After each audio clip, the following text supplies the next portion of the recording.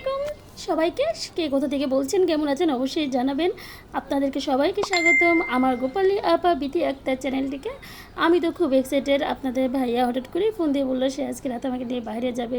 দেখুন একবারে মানে বলার সাথে সাথে আমার স্কিনে গ্লো এসে পড়ছে। তো একদম হাতে সময় ছিল না। আমি খুব দ্রুত করে খুব খুব দ্রুতভাবে রেডি হয়ে গেছি। এমন একটা তাড়াহুড়ায় ছিলাম, আমি অলরেডি সে বাসায় চলে এসে পড়ছিলো। আমি খুব তাড়াহুড়োকে রেডি হয়ে আমি ভিডিও করার মতো টাইমই পাইনি। খুব আস্তে আস্তে কিছু ক্লিপ নিয়ে জাস্ট শুরু করে দিয়েছি। কিছু করার ছিল না, আসলে রাত হয়ে গেছিলো, প্রায় রাত 11টা বেজে গেছিলো।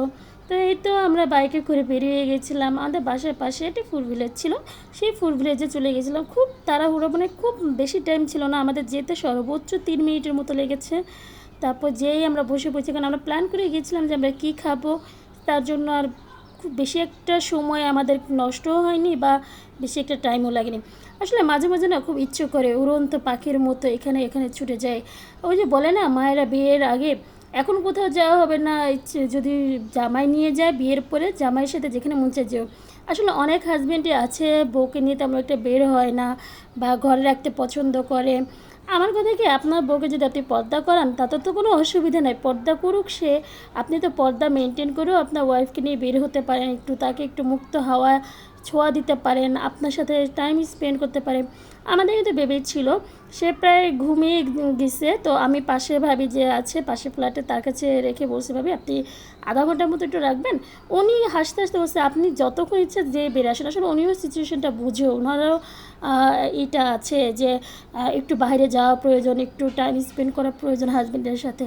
এর জন্য কখনোই আমাকে কোনো কিছু, উনি আমাকে নিজেই বলে ভাবি আপনি যান, যেখানে মন চায় যান, ওকে আমার কাছে রেখে যান, কোনো সমস্যা নেই। উনিও যখন যা চায়, যখন যেভাবে যেতে চায়, কোনো হেল্প লাগলে আমি আমার যতটা আছে সম্পূর্ণটা দিয়ে চেষ্টা করি ওনাকে হেল্প করার, যাতে উনি নিজেও ওনার টাইম স্পেন্ড করতে পারে এবং ওনার যেই সুন্দর টাইমটা কাটাবে হাজব্যান্ডের সাথে সেটা যেন অনেক রোমান্টিক এবং সুন্দর হয়। তো এই যে কথা বলতে বলতে প্রায় অনেকখানি চলে এসেছি আমরা। তো এই যে এসে পড়েছি, আমাদের এই জায়গাটা হলো পল্লী বিদ্যুতে সাভার। যারা এই সাভারের মধ্যে থাকে তারা সবাই কম বেশি চিনে, যারা সাভারের বাইরে থাকেন হয়তো অনেকেই চেনে না, কিন্তু অনেক নামডাক আছে, অনেক ভিডিও আছে এখানকার। তো এটা হলো সাভার পল্লী ফুড প্লেস। তো আমরা সেখানে গিয়েছিলাম। এই যে আমার হাজব্যান্ড বসে পড়ছে। আমরা তো খুব বেশি একটা লেট করি, আসলে ও মাঝে মধ্যে এখানে যাওয়া হয়, এই জন্য ও চিনে যে কোন দোকানে ভালো লাগে খেতে, কোন ইসে। তো আমরা সরাসরি সেখানে যেয়ে বসে পড়েছি। তো আমার মনটা হঠাৎ করে খারাপ হয়ে গেছিলো। আসলে এভাবে বাচ্চা ছাড়া বের হওয়া হয় না, তো তো হুট করে এভাবে বের হওয়ার কারণে আমার একটু কেমন যেন লাগতেছিলো। যতই হোক মানে আসলে বাচ্চা হওয়ার পরে না বোঝা যায় সিচুয়েশানটা অন্যরকম হয়ে যায়। তো খাবার প্রায় চলে এসেছে। আমরা হলো কালা ভুনা আর অর্ডার করেছিলাম, কালা ভুনা আর হলো পরাটা। আমরা করে আসছিলাম যে এটাই খাবো, এর চেয়ে করবো না। আমার কাছে না এই জায়গাটার কালাভুনাটা খুব ভালো লেগেছে। আসলে খুব মশলাদার ছিল আর খুব জুসি টাইপের ছিল। আমি এর আগেও আরেক জায়গায় খেয়েছিলাম, তো সেই জায়গায় তেমন একটা ভালো লাগেনি আমার কাছে, কিন্তু এই জায়গায় কালাভুনাটা বেশ ভালো লেগেছে আমার। বিশেষ করে যে সসটা ছিল, যে এটা সম্ভবত ধনিয়ার সস, এত মজা ছিল, এত ভালো লেগেছিলো। মানে আমার খুব ভালো লেগেছিলো। আমি তো মানে বেশিরভাগই দেখা যাচ্ছিলো কালাভুনাটা ধুয়ে ওইটাই খাচ্ছিলাম। আর এই দোকানে অনেক কিছুই ছিল, কালা ভুনার পাশাপাশি কলিজা ভুনা, হালিম, তারপরে বিভিন্ন কাবাব, টিক্কা, অনেক কিছু ছিল। তা আমার হাজব্যান্ড বললো যে ওটাই বেশি ভালো লাগবে, তো আমরা ওটাই নিয়েছি, ওটাই খেয়েছি, আর কিছু না। যদিও এতে আমাদের পেট ভয় নেয়, আমরা চেয়েছিলাম আরও কিছু খাইতে, কিন্তু তখন না এখানে আর কিছু খেতে ইচ্ছে করতেছিল না। আমাদের এলাকাতে একটা শপ ছিল, তো ওখানে কাচ্চি বিরিয়ানি পাওয়া যায়।